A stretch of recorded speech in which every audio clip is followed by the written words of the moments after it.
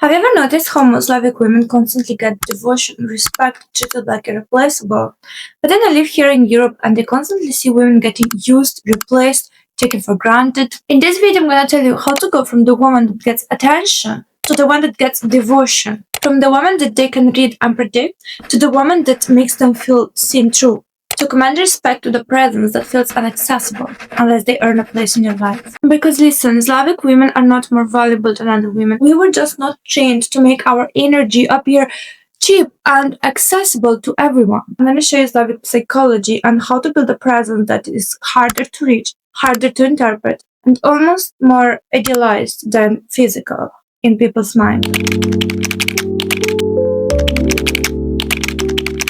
Most women in other cultures are raised to be likable and look approachable, and then they try to reclaim their power. They start acting colder or more detached, and in the end, they act like someone that they're not. It's not like we act cold in order to be desired. We just don't act warm in order to comfort.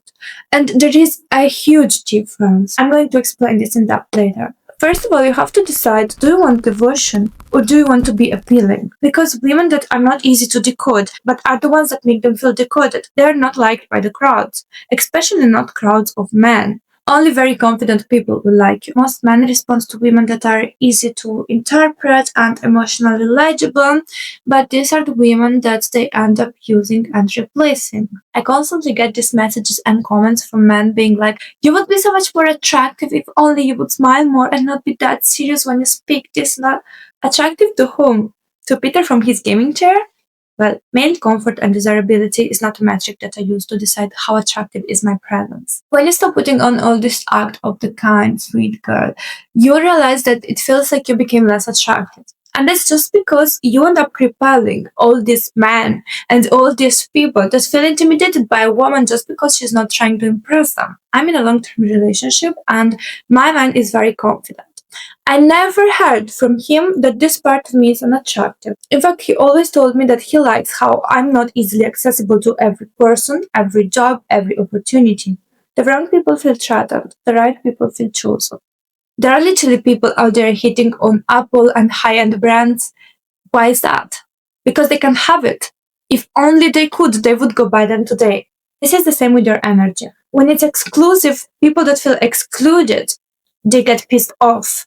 But if only they could have access to it today, they definitely would. Remember, approachable means people feel like they can decode you. Unapproachable means people feel like you can decode them. But unapproachable doesn't mean purposely acting cold. And it's here that I'm gonna tell you that difference I told you before between coldness and selective warmth. Let's call it the difference between acting cold to be desired and not acting warm to be desired. When you act cold and emotionless, you might not smile to please, okay. But you also bury all of your emotions, all of your personality, and become like a wolf. And this is not charming. When you're yourself without forcing warmth, your face reacts with micro expressions. Some smirk, some warmth in the eyes, even if it's not a big smile. And this is where your presence shines, instead of getting worried. Lack of performance is not the same like lack of emotions, and lack of forced warmth is not the same like coldness. We also have sense of humor, but we decide when to be funny and when not. We don't try to be funny just in order to entertain or impress someone. But in order to make your presence calm, stable, and magnetic, you need to let go of emotional inflation. We don't act more impressed than we are. We don't inflate reactions just to make people feel good. We don't amplify emotions at all. If I like something, I only say it once. If it's fine, it's fine. If it's annoying, it's annoying. I see women, they start changing their voice, smiling more. They inflate a reaction just in order to be pleasant. But that's not warmth. That's effort. When you amplify emotions and reactions like this mechanically, let's say, people notice this. They feel it. And they perceive you as try hard. We don't do that. And that's why our presence feels clean, calm, and people relax around us. You're not entertaining, you're not reassuring, you're just there. However, if you want people to listen to you by default, you have to establish yourself as someone whose words carry weight. Always. Don't apologize for feeling real. If someone asks for your opinion and you don't like it, say it. Without sugarcoating, without disclaimers, all that. Just say it. Most cultures teach women that saying that they don't like something is rude. That's why even when someone comes to them, bothers them, and they maybe flirt 20 times after she said she's not interested, she feels guilty saying, no, I don't like it. They start adding, this is just my opinion, guilty smiles. We don't waste our energy like that. We say, yes, I don't like it. This is the end of the sentence. If you ask, you get the answer. If you didn't want an answer, just don't ask. Don't manage disappointment. And don't take responsibility for how honesty lands. That's why when we speak, people listen. Because nothing is said just to be pleasant. People feel the difference. Not everyone likes it, but definitely everyone respects it. And honestly, respect comes with way more privileges than just being liked. Now, everyone tells you to be scarce, but scarcity is forgettable and ignorable if it's not intentional. The next step is going to take your energy from readable to untouchable. One more level. Forget compulsive help. We don't interfere just because someone looks confused or uncomfortable. We don't fix things to ease the room, and we don't help just to look nice. Many women are raised to think that whenever someone is struggling, it's their job to step in. If there is tension, they remove it. If someone feels awkward, they save him. Many times this involves also sharing something that you're not comfortable to share, some information, talking about a topic that is not something that you want to open up with that person. This teaches your body and your nervous system that other people's discomfort is your responsibility. But we don't live like that. We help when it makes sense, when we want to, when it doesn't cross our boundaries. If I can't help, the answer is no. No guilt. Most compulsive help is just not being able to sit with discomfort, and so you rush trying to fix it. But we don't rush. We let people deal with what they create. We let silence exist. We let people figure things out. It feels like strength because I'm not trying to be needed. And then when I actually help because I want to help, it means something. People that they help all the time, when they help, no one even notices. And then they're like, why am I doing everything and nobody cares about me? Why nobody sees my efforts? Don't you see this in many moms? That they do everything for everyone all the time, they sacrifice all the time, and then no one sees their effort anymore. This is people getting so used to you helping them all the time that they don't even notice anymore what you do for them. The next one is gonna help you understand and control perception on a deeper level, because humans are wired to scan all the time for weak spots and then they explode it. Without wanting, not just bad people, this everyone does, to see what point they can reach with you. Understand that people constantly calibrate to you. You give cues about yourself, and their mind processes that as data to decide what is allowed with you and what is not. That's why everything that you say once has to become a non-negotiable. People treat everyone differently. They constantly adjust to other people. That's why even you have your work self, your family self, your friend self. You know that the jokes that are allowed with your friend are not allowed with your coworker, for example. You could learn this because you collected data about people around you. The clearer is your position, the less people will try to take over your character. Okay? So once you state that you're gonna do something, do not allow people to convince you to do something else. My friend had this client and she made her a discount the first time she met her in order for her to be able to afford her service. This client came next time and she said, can you make me discount again because I'm your loyal client? My friend made discount again. And then this woman was like, can you offer me this extra service for the same discounted price? And my friend was like, no, because she was like, damn, this is too much now. This woman didn't even reply. She didn't even say thank you. She didn't even say, don't worry, I don't want anymore. Nothing. Not even the respect to say, I don't want this anymore. And then my friend noticed how other clients that she just says, this is the list of prices and they can't do anything about it. First of all, they adapt to what she offered, and on top of that, they were way more grateful and kind. Moral of the story: when your word is negotiable, people feel like they should manage you, what you accept, they feel entitled. So if you want to make yourself smaller just to appear kinder, I'm telling you, you appear even meaner. Because how dare you not giving them the power to decide for you next time? You make them change your mind once, good luck. Take responsibility for every word that you let out of your mouth. Most people, they give threats, ultimatums, promises that they don't even intend to keep. People then start understanding that whatever you say is not going to become true. So whatever they do, there is not going to be any consequence. And then they are surprised because everyone takes advantage of them. Don't say, if you do this, I'm gonna leave, if you know that you are gonna stay. Maybe you can say instead, if you do this, I would feel differently about you. This type of sentence is different because it gives you the space to do what feels true for you in that moment. Even if it's not leaving, maybe just withdrawing your energy, but it still doesn't make your words lose value. Next one is gonna give you the weapon to be felt and seen deeply without you having to do anything extra. Give and show love how it feels natural to you. Don't overdo too much their energy. Stay synchronized to your intuition and do what feels real to you. I know when someone shows you appreciation or they do something very kind to you, it's very easy to fall into this trap of trying to overcompensate with the same energy showed on the same level of love. But first of all, this drains you emotionally. And second thing, it also drains your power in front of their eyes because they can feel that you do this.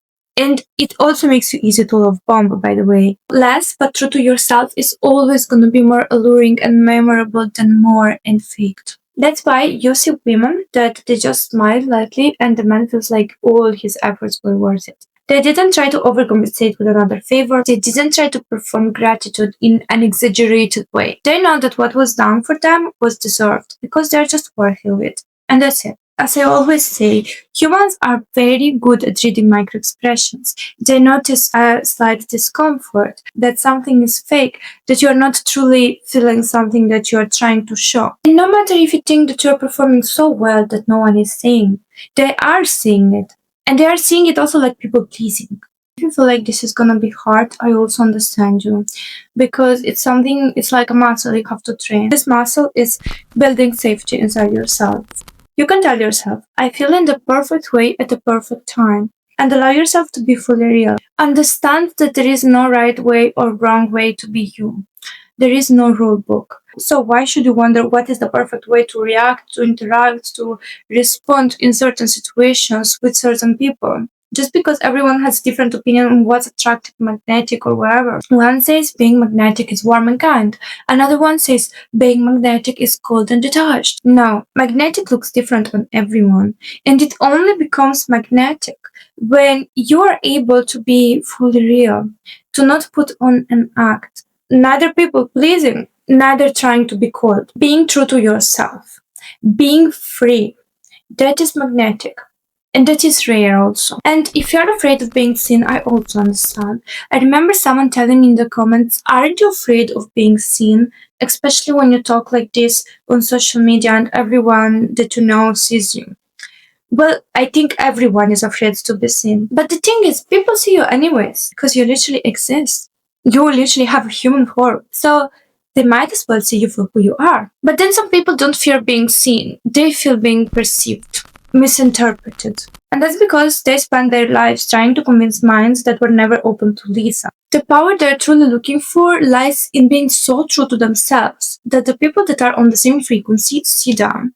And they also start feeling so free to be true to themselves that then this frequency only grows. And these are the people that are meant for us. Not everybody is meant for us. It's okay if everyone perceives us in a different way. Also, all these traits that you consider like they're messy and contradictory, we can really use them as assets to build an aura that feels unpredictable and that commands attention and respect naturally. Most of us have contradictory parts in their personality. You know, many people are shy and outrageous, kind but blunt and sharp. These ones are the parts that make sure that no one can read and predict you easily. Think about a person that is always calm, but then when they get angry, everyone around them starts to panic and they don't know what to expect. This is me actually. People never know what's gonna be my next move once that they get angry. They don't know if I just need some time for myself to recalibrate, process what happened, and come back, or if I'm gonna lose respect for them and never come back again. That's why they correct their behavior immediately. They always clarify everything that feels like it didn't sit right with me. Most people want to be easy to understand, to not create inconsistencies in their behaviors, to fit into someone's expectations and idea of them. But this is how they end up flattening their presence. The thing is that you don't have to make sense to everyone all the time. When you try to make sense to everyone, you're literally letting go of all those small parts of your presence that make you unpredictable and unique. That's also why we never explain our feelings. In Slavic culture, there is no such a thing like explaining your mood. If you're quiet, you're quiet. If you're distant, you're distant. If you're focused, you're focused. No disclaimer, no reassurance, no, it's not about you. Your internal state is not public property. The moment that you start explaining how you feel, you invite negotiation. People think that they can talk you out of it, that they can fix it, change it. We don't open the door. Also, in my relationship, I have some days where I'm highly emotional. I love showing love. And then I have other days where I'm just distant. I'm just in my head, not emotional. I'm just inside my head, busy with my stuff. In those days, I don't force myself to be emotional, to keep up with the same level of closeness. I think many people try to play these games hot and cold, this and that, trying to be mysterious, intriguing. But have you thought about the fact that if you really listen to yourself, you are generally unpredictable? You don't feel the same every day. You don't expect the same food every day. You are a different person every day. And this is mysterious and intriguing without playing with other people's minds and yours. Trust the fact that what you feel makes sense, even when others don't understand it. And again, tell yourself, I feel in the perfect way at the perfect time. And as we don't explain our inner state, we also don't create association with other people's inner state. And that's how we stay non-reactive. We don't interpret, we observe, even when people perceive it as cold. Stop making everything about you. Drop sentences like, they are trying to make me look bad, and change them for, they're trying to recalibrate their ego, and that's why they want to bring me down. When you start reading people instead of interpreting them, your presence changes. You become like a camera in the room. And the people that are trying to unsettle you, to make you feel uncomfortable, they end up becoming background noise, emotional machines. And they can feel it. The person that exudes the stronger presence is the one that stays the most neutral to the emotional state of the room. They show that only they have access to their inner world, or the people that they allow when they allow it. In my case, I do that by stepping out of the entire dynamic. When I don't like how someone is behaving with me and they try to bring me down, I stop seeing myself as the daughter, the co-worker, the whatever, and I start seeing myself like an anthropologist. I'm studying you. I'm studying what are you trying to get from me by doing that? Why are you behaving like this? What are you trying to make me do? And this energy makes the person feel central, all without taking personal ownership of their feelings. We stay unbothered by neutralizing emotional chaos. Now, be aware, when you carry yourself like this, people will always try to humble you and to police you. They do this because they want access without meeting the requirements to have it. Here you stay in your power by continuing to be naturally you without looking affected at all. You don't try to change on their request. You don't try to adapt to what they say. Compliances shows that they have power to set rules on your presence. You can say, okay, I think differently, and change absolutely nothing after that. However, over time, I tend to use their critiques in my favor. If they tell me, you'd be more attractive if XYZ, I do the opposite if I want them to leave me alone. Applying this will give you the deliberate presence that characterizes Slavic charm. Warm, but not to please, and lovable, but not predictable. People usually read this as she's in her own world, above the noise and hard to reach. So that's why you become a bit more idealized than physical. Now, of course, there is no book saying this is how Slavic women behave. What I do in this series is breaking down the psychology of the behaviors that most Slavic women have into actionable steps in order for every woman of every nationality to be able to integrate this, so she can embody Slavic mindset and Slavic boundaries. So if you want to fit this side of you, stick around, because this series is made for women that are tired of being treated like they're average and replaceable, and they're ready to be treated like they actually matter, and by doing less. And as always, I send you so much love, and see you next time.